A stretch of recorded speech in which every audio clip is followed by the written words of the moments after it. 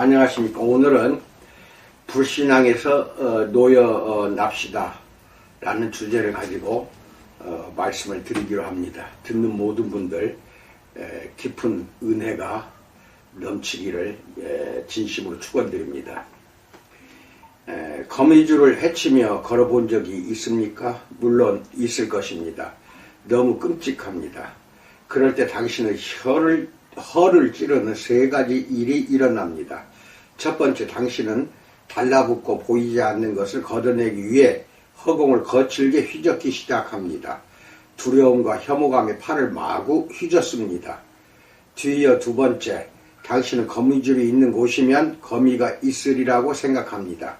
조금 전까지 팔을 대충 휘저었다면 이제는 거미가 당신에게 달라붙지 못하도록 미친 듯이 온몸을 털어냅니다.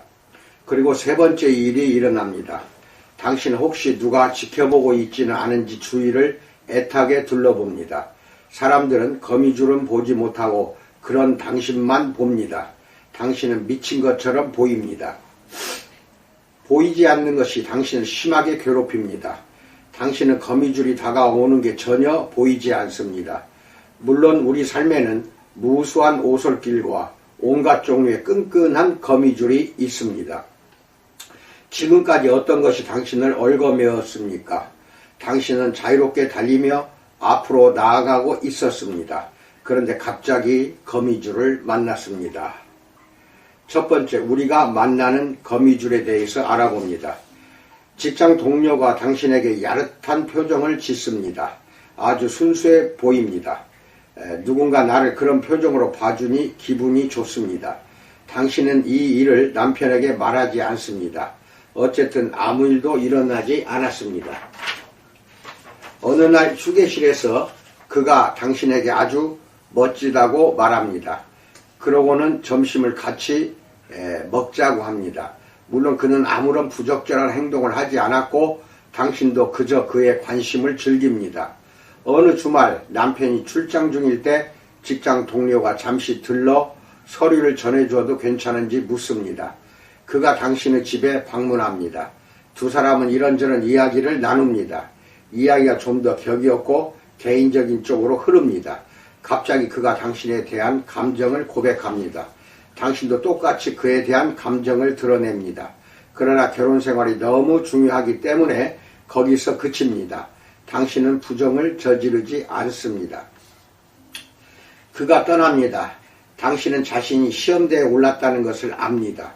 그러나 그가 머릿속에서 떠나지 않고 그가 당신을 얼마나 기분 좋게 해주는지에 대한 생각도 멈출 수 없습니다. 이런 생각이 결혼 생활의 스트레스와 엄마 역할의 중압감에서 벗어나는 탈출구가 됩니다. 당신은 그와 계속해서 문자를 주고받습니다. 문자 수위가 점점 높아집니다. 당신은 스스로에게 이것은 해롭지 않다고 말합니다. 당신은 경계를 정해 놓았습니다. 그러니 뭐가 해롭겠습니까? 당신은 이따금 뭔가를 자각하고 자신에게 이것은 건전하지 못하다고 말합니다. 당신은 결혼생활과 가정과 미래를 위험에 몰아넣고 있습니다. 그러나 이제 단단히 얽매였기 때문에 벗어날 수 없습니다. 마침내 스캔들이 드러나자 모두 깜짝 놀랍니다. 결국 두 부부가 이혼합니다. 당신이 스스로 결혼생활을 포기하기로 결정한 것이 아닙니다. 의식적으로 남편을 버리고 다른 남자를 찾아 나선 것이 아닙니다. 그러나 어느 시점에서 당신은 거미줄에 걸렸고 그것을 깨달았을 때에는 이미 너무 멀리 와 버렸습니다. 여기 또 다른 거미줄이 있습니다. 10대 시절 당신은 우편함에 꽂힌 빅토리아 시크릿, 미국의 란제리 브랜드입니다. 카탈로그를 꺼내 훑어보았습니다. 그러자 거기에 실린 사진들이 머릿속에서 떠나지 않았습니다. 그러던 어느 날 인터넷에서 이런 사진을 수없이 발견했습니다. 몇 번 더 클릭하자 놀랍게도 훨씬 더 자극적인 사진들이 나옵니다.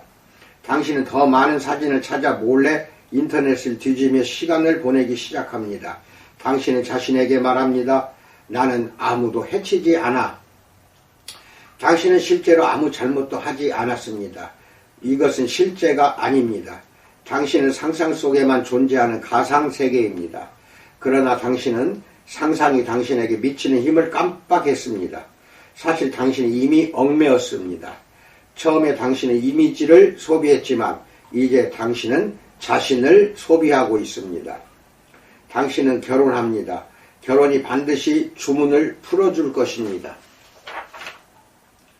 결혼 생활과 사랑이 잠시 당신을 거미줄에서 풀려나게 해준 것 같습니다. 한동안 상황이 조금 수월해집니다. 그러나 당신은 자신의 은밀한 싸움을 절대 이야기하지 않습니다. 그것은 이미 지나간 과거이기 때문입니다. 그러던 어느 날 밤에 계속 그때가 떠올라 익숙한 웹사이트에 접속합니다. 곧바로 당신은 다시 얽매이고 맙니다. 당신은 절대 부부간의 친밀함을 포기하겠다고 결정하지 않았습니다. 당신은 절대 아내와 영적으로 하나됨을 누리는 것을 의식적으로 포기하지 않았습니다. 여러 해가 지나고 둘 사이의 틈이 점점 벌어집니다. 당신은 아내를 찾지 않습니다. 이미 포르노그래피가 당신을 너무 소극적인 동시에 야한 사람으로 바꿔 놓았습니다. 그동안 아내의 마음은 냉랭해졌습니다. 그러나 당신은 심하게 얽매인 나머지 이것을 눈치채지 못합니다. 당신의 아내가 직장 동료와 주고받은 문자를 발견하고 엄청난 충격에 빠집니다. 둘이서 바람을 피우고 있습니다. 당신은 화를 내며 말합니다. 이 여자 어떻게 나한테 이럴 수 있어? 그러나 자신에게 훨씬 더 복잡하게 얽힌 이야기가 있음을 압니다. 두 번째, 그 죄 말이군요에 대해서 알아봅니다. 히브리서 12장은 방해되는 짐과 아주 쉽게 얽매는 죄를 벗어버리라고 말합니다. 다들 지고 다니는 짐, 우리를 더디게 하고 지치게 만드는 몇 가지 짐에 대해 살펴보았습니다. 그런데 우리를 아주 쉽게 얽매는 죄는 무엇인가요? 성경은 구체적인 죄를 말하는 것 같습니다. 포괄적 의미의 죄를 말하지 않습니다. 그렇다면 우리를 쉽게 얽매는 죄는 무엇일까요? 이 구절을 읽으며 어떤 죄를 떠올랐다면 그 죄가 당신을 쉽게 얽어맨다고 할 수 있겠습니다. 이것이 핵심입니다. 히브리서 기자는 구체적인 죄를 말하고 있습니다. 독자들이 빈칸을 채우도록 하려는 의도로 보입니다. 당신은 어떤 싸움에서 줄곧 넘어지는가요? 물건일 수도 있습니다. 당신의 친구가 새 TV, 새 옷, 새 차 또는 새 집을 샀습니다. 당신은 계속 투덜대며 자신이 가진 것에 만족하지 못합니다. 응징일 수도 있습니다. 어떤 사람이 당신을 부당하게 대했고 당신은 정의를 바랐습니다. 공정한 것이 공정한 것입니다. 그러나 정의는 이루어지지 않았습니다. 당신은 그 일로 아주 오래 마음을 끓였고 그래서 정의를 향한 바람이 미움과 증오로 변했습니다. 통제권일 수 있습니다. 당신은 직장이나 집에서 투명인간처럼 무시당한다고 느낍니다. 그래서 이 무시의 벽을 깨기 위해 화내고 소리 지르기 시작합니다. 즐거움일 수도 있습니다. 당신은 즐거움을 추구하는데 그치지 않고 즐거움을 숭배합니다. 당신은 즐거움에서 위로와 희망을 찾습니다. 즐거움이 당신의 삶의 운전자가 되었습니다. 이것들 외에 생각나는 것이 더 있습니까? 이것은 모두 좋고 고귀한 것에서 시작합니다. 알다시피 미끼와 덫에는 매력이 있고 이런 매력이 마음 깊은 곳에서 우리를 큰 소리로 부릅니다. 우리가 하나님께서 이것을 위해 정하신 자리를 버리고 이것을 건강하지 못한 태도로 대할 때 문제가 일어납니다. 지난 몇 년간 도박 중독에 빠진 사람과 친구로 지냈다. 처음에 그는 단지 기분 전환용으로 저녁 식사에 $20를 쓰는 것과 다르지 않게 도박을 시작했다. 이따금 그는 그만큼을 포커 게임에 썼다. 그런데 친구들이 그에게 라스베이거스에 가자고 했고 금액이 조금씩 커졌다. 라스베이거스 여행이 끝났을 때 그는 $7,000를 넘게 잃었다. 그는 신용카드를 한도까지 긁고 수표도 한도까지 쓰곤 했다. 아내에게 사실대로 말할 수 없었다. 갑작스러운 재정 압박을 설명하기 위해 거짓말에 거짓말을 더하기 시작했다. 그는 고전적인 실수를 저질렀다. 이 문제에서 벗어나는 길은 이 문제에 더 몰두하는 것이라고 생각한 것이다. 도박을 더하면 도박의 거미줄에서 벗어날 수 있을 거라고 생각하다니. 그는 저축해 둔 돈을 경마에 베팅하기 시작했다. 3년 후 그는 신용카드 13개를 한도까지 다 긁었고 도박빚이 6자리가 되었고 횡령 혐의로 해고되었다. 아내는 집을 나갔다. 그는 점점 거미줄의 중심으로 깊이 빠져들었으며 자유에서 점점 멀어지고 있다. 가장 최근에 그를 만났을 때 그가 내게 뭐라고 했는지 아는가? 느낌이 좋아요. 곧 터진다니까요. 이것이 얽매인 것이다. 세 번째, 혈전에 대해서 알아봅니다. 아주 쉽게 얽매는 죄를 벗어버린 후 어떻게 해야 하는가? 히브리서 12장은 한 걸음 더 나아가 죄를 얼마나 심각하게 대해야 하는지 지적합니다. 히브리서 12장 4절, 너희가 죄와 싸우되 아직 피 흘리기까지는 대항하지 아니하고 라고 말합니다. 현대인들에게 이 말씀은 선수를 경기장에 다시 들여보내는 감독의 말과 비슷합니다. 들어가서 뛰어! 피가 나는 것도 아니잖아. 4절의 개념은 이런 얼개는 벗어버리고 계속 달리는 것입니다. 당신이 아직까지 심한 저항을 경험해 보지 않았기 때문입니다. C.S. 루이스의 나니아 나라 이야기 5번째 새벽 출정호 항해를 책으로 읽었거나 영화로 보았을 것이다. 이것은 나니아 연대기 중 한 권이다. 여기에 유스타스라는 인물이 등장한다. 그는 주변 모든 사람에게 정말 성가시고 버릇없는 아이다. 그는 속임수에 넘어가 용으로 변한다. 꽤 멋지게 들릴지도 모르겠지만 유스타스는 전혀 즐겁지 않다. 그는 다시 사람으로 돌아가고 싶어한다. 그의 바람이 이루어지지만 용에서 다시 소년으로 변하는 고통스러운 과정을 견뎌야 한다.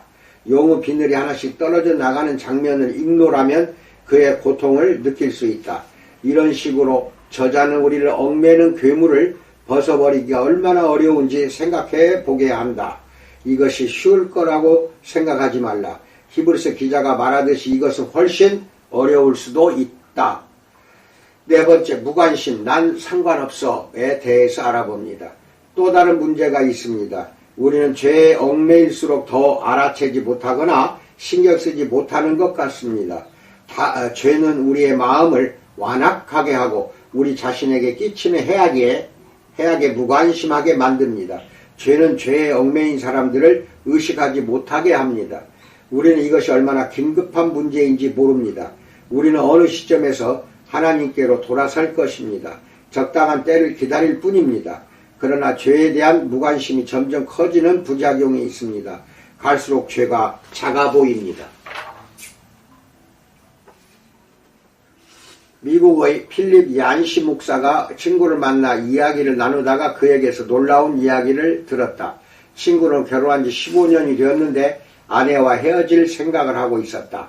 얀시의 친구는 더 젊고 더 예쁜 여자에게 빠져 있었다. 그는 그리스도인이었고 자녀가 셋이었다. 그가 얀시에게 물었다. 제가 하려는 짓을 하나님께서 용서하실 수 있다고 생각하세요? 달리 말하면 그는 이렇게 묻고 있었다. 하나님이 제게 기회를 한 번 더 주셔야 하는 거 아닌가요? 하나님께서 저를 용서하시고 어떻게든 저를 위해 이렇게 하셔야 하는 거 아닌가요? 프랑스의 사상가 볼테르는 이것을 이렇게 표현했다고 합니다. 하나님은 언제나 용서하실 것이다. 그것이 그분의 일이다.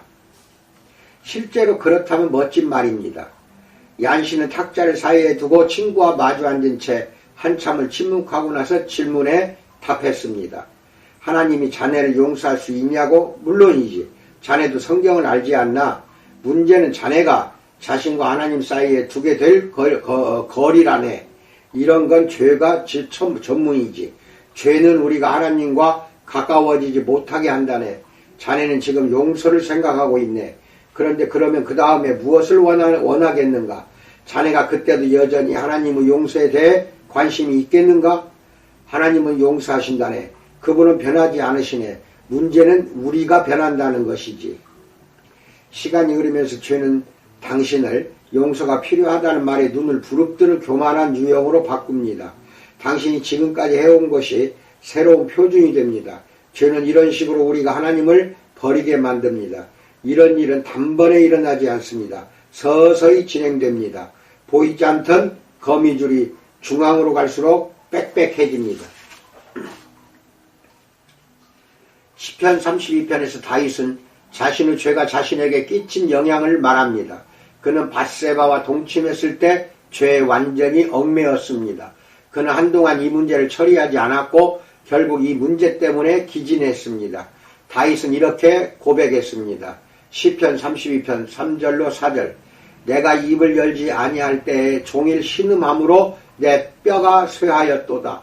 주의 손이 주야로 나를 누르시오니 내 진액이 빠져서 여름 가뭄에 마름같이 되었나이다. 라고 고백합니다.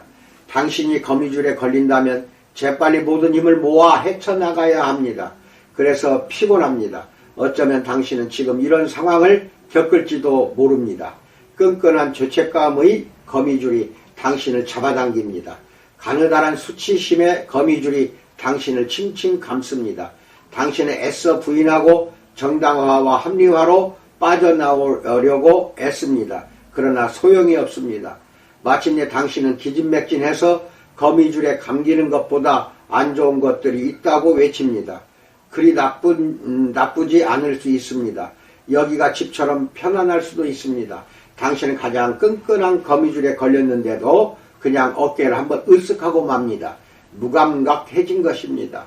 5번째, 수치심 후 거미줄 벗어나기에 대해서 알아봅니다.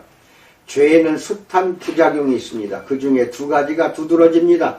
죄책감과 수치심입니다. 죄책감은 우리가 한 행동을 상기시킵니다. 수치심은 우리가 한 짓이 바로 우리 자신이라고 설득하려 합니다. 다윗은 죄책감에 짓눌렸습니다. 죄책감은 과거에 얽매이는 닻이기 때문입니다. 닻이 내려져 있다면 배는 항해할 수 없습니다. 어떻게든 배를 움직여 보려고 해도 닻 때문에 꿈쩍도 하지 않습니다. 결국 엔진이 망가지거나 연료가 떨어집니다. 죄책감은 당신을 움직이지 못하게 합니다. 수치심은 이것이 당신의 운명이라고 말합니다. 당신은 여기서 옴짝달싹하지 못합니다. 당신이 지난주에 한 일이 당신의 이야기가 되어 그 책이 기록되었습니다. 이로써 당신의 실패와 운명이 완전히 연결됩니다. 자책은 강력하며 늘 우리가 포기해야 한다는 결론에 이릅니다. 뭔가 좋은 일이 일어날 수도 있다.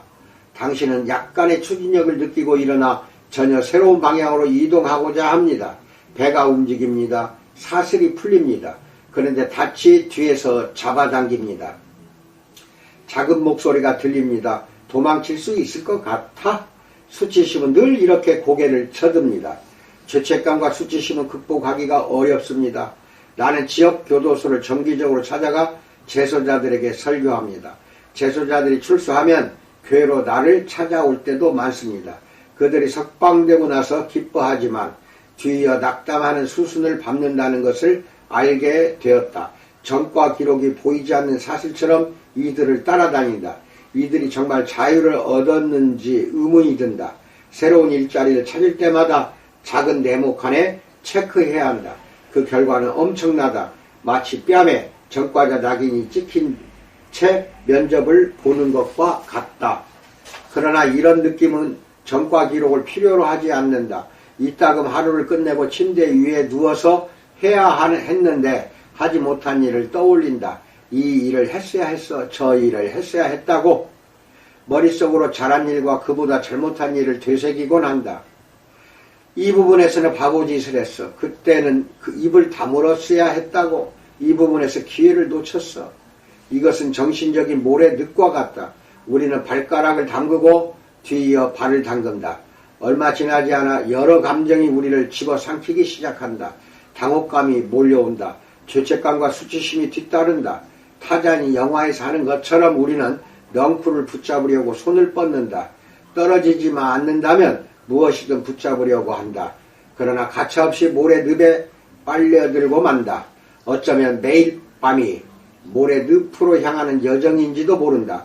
이튿날 깨어도 개운하지 않고 정서적으로 탈진해 있다. 심지어 늘 이럴 거라는 우리의 미래가 실패한 과거의 총합일 거라는 확신이 더욱 강해지기까지 한다. 라고 말합니다. 이 죄책감과 수치심으로부터 속히 벗어나야 됩니다. 하나님은 용서하셨습니다. 용서했는데도 불구하고 죄책감과 수치심의 잔재가 여러분 안에 남아있을 수가 있습니다. 그때마다 눈물을 흘리고 간구하고 기도하는 가운데 하나님의 자비의 손길과 해결을 기다리는 것이 상책입니다. 아울러 조그마한 죄가 나중에는 큰 죄가 되어 여러분을 사슬처럼 얽어맨다는 것이 바로 그게 거미줄의 비유입니다. 우리는 거미줄에 칭칭 감겨서 움직이지 못할 때까지도 그것을 모르고 삽니다. 이게 죄의 아주 고약하고 아주 나쁜 죄의 마력이고 마귀의 술책입니다. 그 그물 또는 거미줄에 속히 벗어나는 여러분과 내가 되기를 주님의 이름으로 축원드립니다. 감사합니다. 이 편은 내일 또 이어집니다.